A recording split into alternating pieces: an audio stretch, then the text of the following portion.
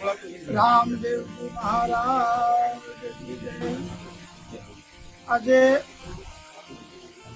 ગુરુ પૂર્ણિમાનો મહોત્સવ છે અને આમ તો વ્યાસ પૂર્ણિમા કહેવાય છે, પેલા વ્યાસ પૂર્ણિમા કહેવાય અને આ ગુરુ શિષ્યનો જે નાતો છે આ પરંપરા કાયમ આદિ અનાદિથી ચાલી આવે છે। આમ તો આપણી ગાદીની ભાષામાં કહીએ ના જ્ઞાન લેવા જઈએ ત્યારની, તો આ દેશ છે ને આ ઉપલો પરદેશ એ સદગુરુનો છે। જયારે ઉપદેશ લેવા જઈએ છીએ ત્યારે ગુરુનો એવો આદેશ હોય છે કે જયારે તમે શીશ સોંપશો ના પછી આ તમને વસ્તુ મળશે અને પછી બધી વાત પૂર્ણ થઈ જાય જ્ઞાનની, પછી કે તમારી વસ્તુ જે તમે આપી છે શીશ એ તમને નહીં મળે, પાછું ગુરુનું મળશે। એટલે આમ તો આ જે જ્ઞાન ઇન્દ્રિય છે ને આંખ કાન એ બધું ઈશ્વરનું છે, એ બધું સદગુરુનું છે। એમાં ક્યાંય આપણી ઘરની ધોરાજી હાકી અને આડું અવળું જોયું કે આડું અવળું સાંભળ્યું, આડો અવળો સ્વાદ ચાખ્યો તો મેળ ખાય એવું સદગુરુનું ચરણ અથવા ગુરુ પુનેમ એ જે કે એટલે આપણે સતત ચાલવું પડે છે। ત્યારે જે અંદર તત્વ પડ્યું છે અપરગટ રૂપે એ પ્રગટ થાય છે। એટલે કબીર સાહેબ એક જગ્યાએ બોલ્યા છે કે સબ ઘટ में मेरा सायान खाली घटना कोई અને વા ઘટ ધન્ય હે કે જે ઘટ પ્રગટ હોય। લાકડામાં અગ્નિ પડ્યો છે પણ એ પ્રગટ ન થાય ત્યાં સુધી તમારી મારી ટાઢ ન ઉડે શિયાળાની અંદર। પણ જો કોઈ ચેતન લાકડું હોય, કોઈ અગ્નિ પ્રગટ થઈ ગયેલું હોય, એ લાકડું ઓલા ના અડે અગ્નિ પ્રગટ થઈ જાય ને અગ્નિ બે નથી, એક જ છે। એમ આધ્યાત્મિક જગત ની અંદર જઈએ ને ત્યારે ગાદીમાં આપણને એવું કહેવામાં આવે છે કે અમે તું ના હરખા, હા ગુરુ શિષ્ય સરખા, બે અગ્નિ એક થઈ જાય, બે જ્યોતિ એક થઈ જાય, અગ્નિ બે નથી। પણ આ બધું ક્યારે થાય છે? આ મારી સમજણ મુજબ કહું ના, ત્યારે બોધ લેવા જઈએ ના ત્યારે 100 શસ્ત્ર બહાર નીકાળે છે। આમ તો ગાદી તો ત્યારથી શરૂ થઈ જાય એ તો અંદર થી પછી એને કહેવામાં આવે છે કે અમે અંદર જાય એમ, નકર આ 6 વસ્તુ હશે ત્યાં સુધી અંદર જવા નહીં મળે। પછી પ્રતિજ્ઞા આપે અને શાંત કરે છે કે આ વસ્તુ આવી મૂકી જવાની। એવી રીતે તમારે મારે નિજ સ્વરૂપનો અનુભવ કરવો હશે ના તો જે 100 શસ્ત્ર બહાર મૂક્યા છે ને એ આ ઘટમાં હશે તમે હવે નહીં, એ ત્યાં એના ચરણમાં રહેવા જોઈએ। તેથી એક દી મૂકી દઈએ પછી ઉપાડી લઈએ તો કામ પતે એવું નથી। આ તો સતત જાગૃતિ, સતત જે ઘરમાં ગરધણી જાગતો ત્યાં કોઈ ચોરી ન થાય, પણ હુઈ ગયો હોય તો ઓલા જે 12 6 મૂક્યા ની પાછા લૂંટી લેવા છે। એટલે તો કોઈ મહાપુરુષ બોલ્યો છે કે કોઈ કામ ક્રોધ ને હટાવે અને મન માયલાની ખબરું લાવે। કોઈ કામ ક્રોધ ને હટાવે ને મન માયલાની ખબરું લાવે, કોઈ એવા નુરીજન આવે, કોઈ એવા નુરીજન આવે। હે જ્ઞાની હોય તો જ્ઞાન બતાવે અને બ્રહ્મ કા ભેદ સુનાવે। તમને મને શબ્દ સ્વરૂપે બ્રહ્મ નક્કી કરાયો, નામ સ્વરૂપે ઈ ભેદ સદગુરુ ખોલે। કોઈ કામ ક્રોધ ને હટાવે મન માયલાની ખબરું લાવે, જ્ઞાની હોય તો જ્ઞાન બતાવે ને બ્રહ્મ કા ભેદ સુનાવે। રામ નામ કા રચના લે તારો મટી જાય ગોર। અરે તામજે બાપા અરે એટલા માટે જ્યાં સુધી સદગુરુનું સ્વરૂપ આપણને જેમ છે તેમ કાયમ જાગૃત ન રહે તો ગેપ મળી જાય ઓલા લોકોને. આ તો સતતનો આપ લે છે. હું ઘણી દાન કહું છું કે આપણે બાબર ભગત પાસે મુંડન કરાવવા જવું હોય ને તો એ કેમ જ આ ટકો રાખે છે. આમ કે મરી જાય તો તે ભાગી જશે. તો આ સદગુરુ અને ગુરુ શિષ્યનો જે નાતો છે ને તો 84 લાખ અવતાર છે ને એનું મુંડન કરવાનું. એટલે સતત કેમ કરવું પડશે. આ એક બી પૂરતાની વાત નથી. ટૂંકમાં દેશી ભાષામાં કહીએ ને તો જે વસ્તુ કાનૂન તમને લાગે, તમને ડર લાગે, ડર, એ વસ્તુ આપણે ન કહીએ. માનો કે અહીંયા આટલા બધા બેઠા છીએ પણ કોઈ બહાર આવે એટલે આપણને બીક ન હોય. પણ હમણે જો અહીંયા પાના, દારૂની બોટલ તો કાનૂન લાગ્યો તરત જ બીક લાગે કે આ શું છે. એમ જે 5 પ્રતિજ્ઞા આપી છે ને એ આપણા સંતોનું કાનૂન છે, આપણા શાસ્ત્રોનું કાનૂન છે. એ કાનૂન તોડીને બહાર જઈએ તો ભય લાગી જશે. જો એ કાનૂન ન તોડીએ તો કબીર સાહેબ કે એવું પણ કહી શકે, જા જગ મરને से डरे मेरे मन तो आनंद, कब मरूं कब पाऊं मैं तो पूर्ण परमानंद. જગત જે મૃત્યુથી ડરે છે કબીર સાહેબ કે એ દિવસ જેથી મારે આવશે ને તેથી આનંદ ન હશે. કે કા તેથી હું આ ઘાટમાંથી અઘાટ થવાનો છું, હું આ રૂપમાંથી અરૂપ થવાનો છું, હું આ નામમાંથી અનામી થઈ જવાનો. એ વસ્તુની મને ગુરુ ચરણે સમજાય છે ને એટલે આનંદનો દિવસ. મહાપુરુષ એવું પણ એક જગ્યાએ બોલ્યા છે કે કબીર કબીર ક્યાં કરો ખોજો આપ શરીર, 5 ઇન્દ્રિય કો વશ કરો તો તાકા નામ કબીર. એટલે જે મહાપુરુષોએ કાંઈક અનુભવ્યું છે, કાંઈક એને કાઢેપ થઈ છે, કાંઈક એને ઠંડકનો અનુભવ થયો છે, તો એ સદગુરુના ચરણે અને જેમ છે તેમ ચાલ્યા છે એને આ અનુભવ છે.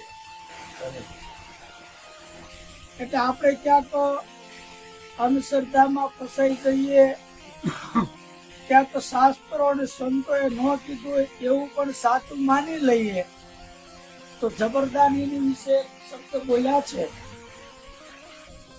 કેવળા સિદ્ધરે ભરોસો મતી. આ સતગુરુ વિના ગુરુ ગોવિંદની ખબર પડતી નથી. એ કંચું બાંધે ને તેલા વધારે, કંચું બાંધે અને તેલા વધારે પણ મૂળ વાત જણાતી નથી. 68 તીરથ 4 ધામ 68 તીરથ યાત્રા કરે ઠૂકમથી, દૂર રહીને થાળ ધરાવો પણ કે મારો જગતી જમતો નથી.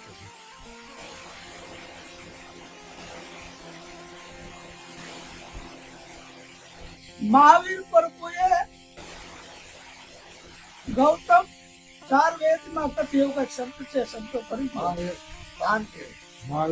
શાંતિ, કે તારા સિવાયનો બીજો કોઈ નથી. ગોવિંદને ગુરુ ગૌતમ ગોતે 4 વેદમાં કથી, મહાવીર પ્રભુએ શાન બતાવી તારા સિવાયનો બીજો. હું તમે જે તત્વ ગોતી રહ્યા છે ને, ઈશ્વર કયો, ગુરુ કયો, પરમાત્મા કયો, નામ કયો, આત્મા કયો, જે કહેતા હોય એ બહાર ક્યાંય મળે એવું નથી. આ ઘટમાં મળે ને તો આ બધા ઘટમાં દર્શન થાય. એટલે તો સવા બાપાને કહેવું પડ્યું છે કે કોઈ સુરતા સુગડ સમેટે એના ઘટમાં સાહેબ ક્યાં આગળ બતાવે.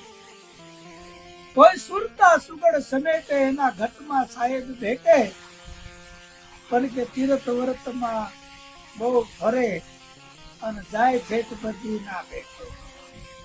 ઈ બાર વાસના બહુ ફેલાવે પણ કે નજર ન રાખે. અરે અરે એટલે જબરદાર ને કેવું પડ્યું છે, કેવડા સિદ્ધરે મરોસો નથી, આ સદગુરુ વિના ગુરુ ગુરુની ખબર પડતી.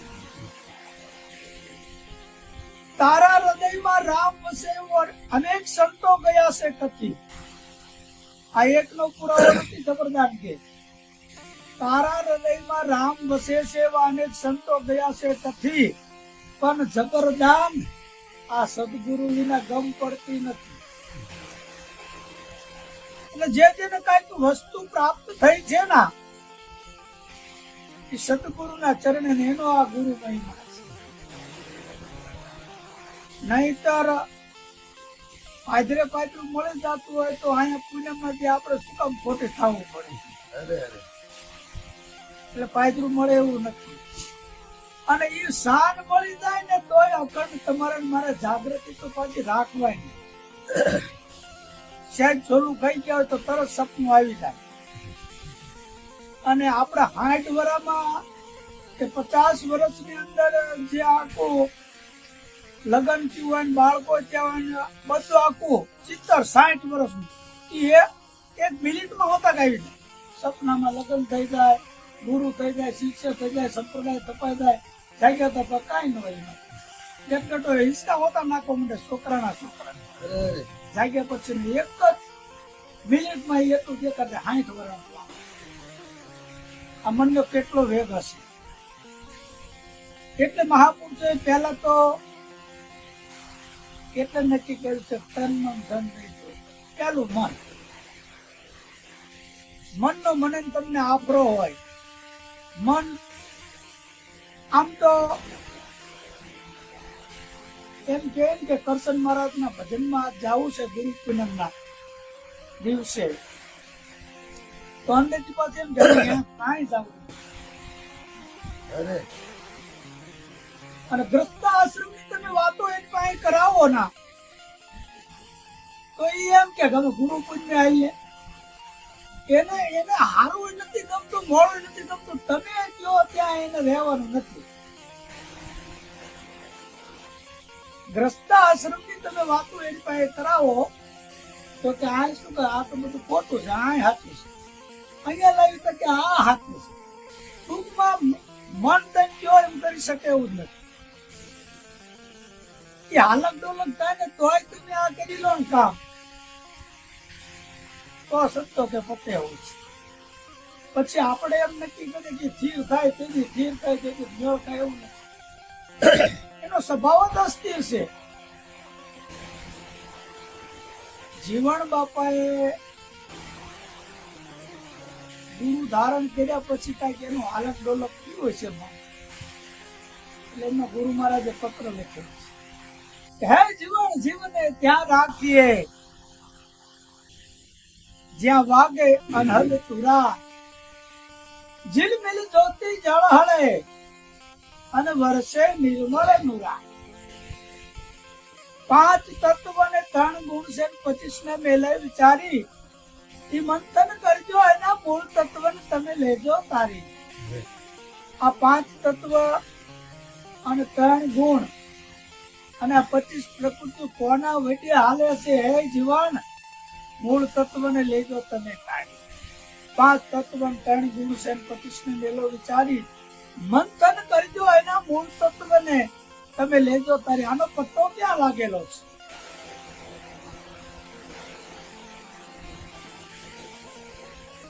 આ દમ બહાર નીકળે પછી અંદર આવશે કે નહીં એની તમને મને કોઈ ખાતરી નથી. સાહેબ આ શરીરને તાવ આવે ના ત્યારે મારો કોઈ પાવર આમાં હાલતો નથી, દવાખાને જવું પડે. તોય આપણે હવારથી જાગીએ ને ત્યારે એમ કહે કે હું કરું છું. તો તાવ આવે ત્યારે તને ઉતરતો નથી કાંઈ. ધોળા વાળ થઈ જાય તો કાળા કરવાની ટેવ નથી આ શરીરમાં, તો આપણો કઈ હુકમ જ નથી. હા, સંતો કે એમ જીવીએ તો પરિવર્તન બધું થાય પણ નિર્ભયતા આવે. મૃત્યુ અનિવાર્ય છે. મારી સમજ મુજબ કહું ના તો જે દિવસથી આ શરીરનું જન્મ થયું છે ને એ જ દિવસેથી મૃત્યુ શરૂ થયું. એ ક્ષણે 1 મિનિટ 2 મિનિટ શરૂ. પછી અત્યારે મને એમ લાગે છે કે આ 57 વર્ષનું મોટો થઈ ગયો, પણ 57 વર્ષ વાસ્તવમાં સંતોની ભાષામાં સમજીએ ને તો 57 વર્ષ નાનો થઈ ગયો, એટલું મૃત્યુ નજીક આવી ગયું. 50 વર્ષ હું તમે જીવતા હોય કદાચ, એમાં જ્ઞાની ને અજ્ઞાની બે એક વસ્તુનો અનુભવ કરે છે. 50 માંથી 25 વર્ષ જેને ઊંઘ કહેવામાં આવે, બધા જ હોઈ શકે. એને 12 કલાક તો હોવું જ પડે, 8 કલાક તો હોવું જ પડે. પણ કઈ રીતે આ જગત ખોવાઈ જાય છે, શૂન્ય થઈ જાય છે, શાંત કેમ થઈ જાય છે, એ મને તમને પતો નથી. નકર રોજ નો અનુભવ ડેલી 2 કલાક તો તમારે ત્યાં જવું જ પડે, આરામ કરવો જ પડે. આ એટલો બધો જબરદસ્ત સદગુરુનો આ ખેલ છે. આમ તો એમ કેવું છે, એક કાંકરી હોય ને, કાંકરી રેતીનો કણ, એવો કણ આ દુનિયામાં ક્યાંય ન મળે.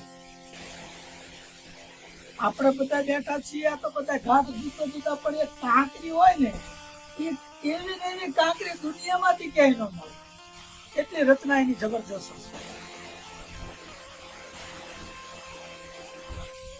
એટલે જ્યાં સુધી મન તમારું મારું સ્થિર ન થાય, શાંત ન થાય, ત્યાં સુધી આ તત્વને આશયને કોણ ચલાવે એનો ભેટ જડે નહીં. આપણે આચરણ તરફ વાત કરીએ. નરસિંહ મહેતાએ વાત કરી છે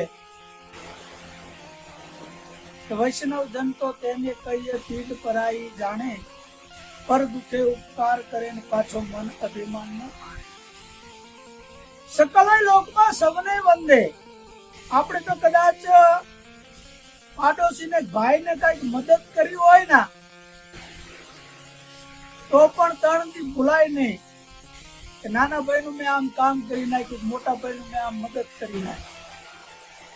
અહીંયા નરસિંહ મહેતા એમ કે વૈષ્ણવ જન તો તેને કહીએ પીઠ પરાઈ જાણે, પર દુખે ઉપકાર કરે પાછો મન અભિમાન ના આણે.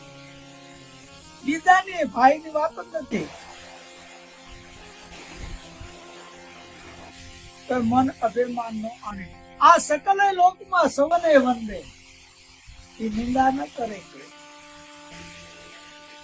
આ બધું વંદન કરવા જેવી વસ્તુ છે.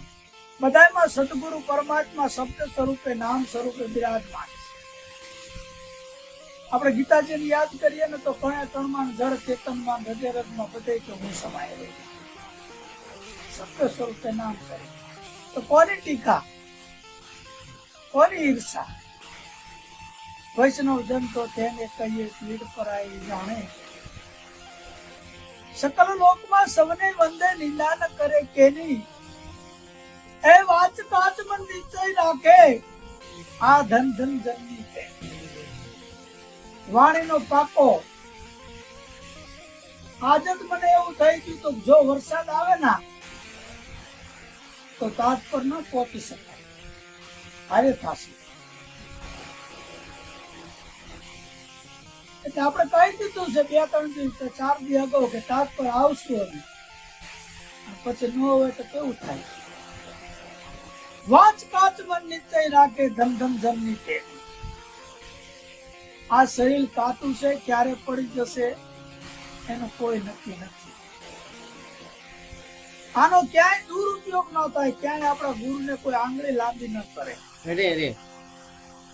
એવું જીવન જીવાય તો આ ગુરુમયમાં ગાય છે, બરાબર છે. વૈષ્ણવ જન તો તેને કહીએ પીઠ પરાઈ જાણે, પર દુખે ઉપકાર કરે મન અભિમાન ન આણે. એ સમદ્રષ્ટિ અને તૃષ્ણા ત્યાગી પરિસ્થિતિ કેવી માતા. આપણી બેન દીકરી એવી આખા વિશ્વની ગણાય. લાલજી મહારાજ કે આપણા બેન દીકરીનું જ સ્વરૂપ દેખાવું પડે. તો તમે જ્યાં ઉભા છો સદગુરુ કે ન્યા પ્રગટ થાય. સમદ્રષ્ટિ તૃષ્ણા ત્યાગી પરિસ્થિતિ જેવી માતા. પછી તે કપટ રહી કામ ક્રોધ ને નિવાર્યા. આ વૈષ્ણવ આ ગુરુમુખી વૈષ્ણવ જન તો તેને કહીએ પીડ પરાઈ જાણે, પર દુખે ઉપકાર કરે મન અજે માનતા. કપટ રહી કામ ક્રોધ ને નિવાર્યા. એ વસ્તુ તો મળે નહીં, એને તો બહાર કાઢી નાખી. આ ગઢમાં ઈ ક્યાંય ન ચાલે. એ બધું બહાર વજાય તો આ મંદિર છે. આ જ મંદિર આમાં હૃદયમાં બિરાજમાન છે. તમે સદગુરુ કહેતા હોય તો સદગુરુ, પરમાત્મા કહેતા હોય તો પરમાત્મા, અને તમારું નિજ સ્વરૂપ કહેતા હોય તો તમારું નિજ સ્વરૂપ.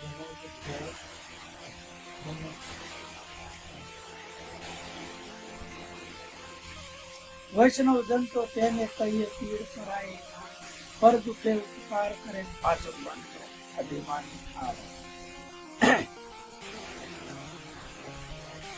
નામો સંસ્કૃત છે ભૂલાય.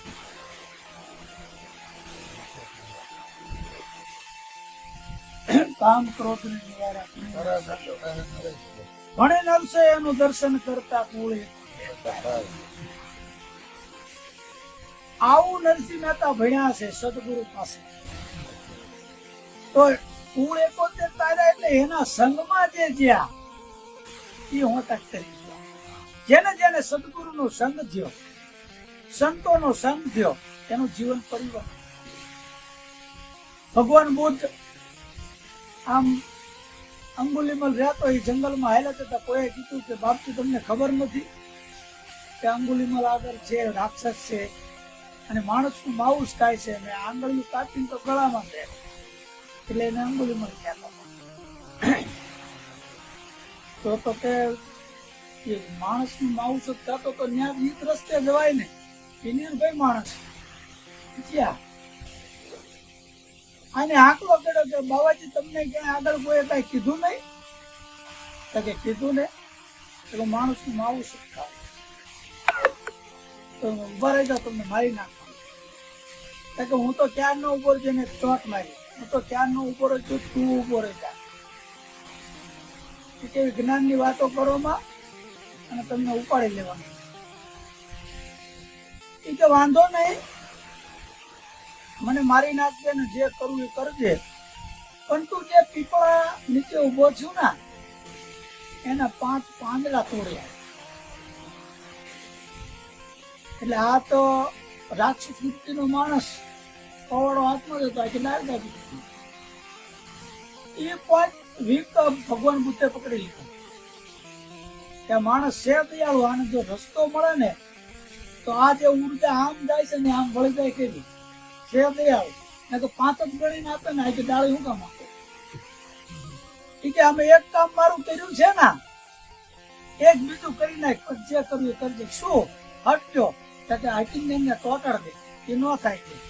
કે અત્યાર સુધી તે કાપવાના કામ કર્યા છે, આ પરમાત્મા એ ખોખું આપ્યું છે, ઈશ્વર ભજવાનું જોડવાનું કામ કરી દે, તેની પાછળ પાછળ વહી ગયેલા અને અંગુલીમલ મહાન ઋષિ થઈ ગયા.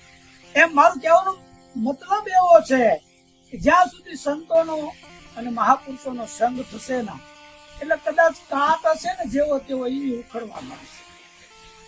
તમારા તપથી કે મારા તપથી નો કઈક કર્મ ન મળે અથવા કઈક કાટ રહી જતો હોય, પણ કોઈક એવો પુરુષનો સંગ થાય તો એ હોતા પડી પાછું.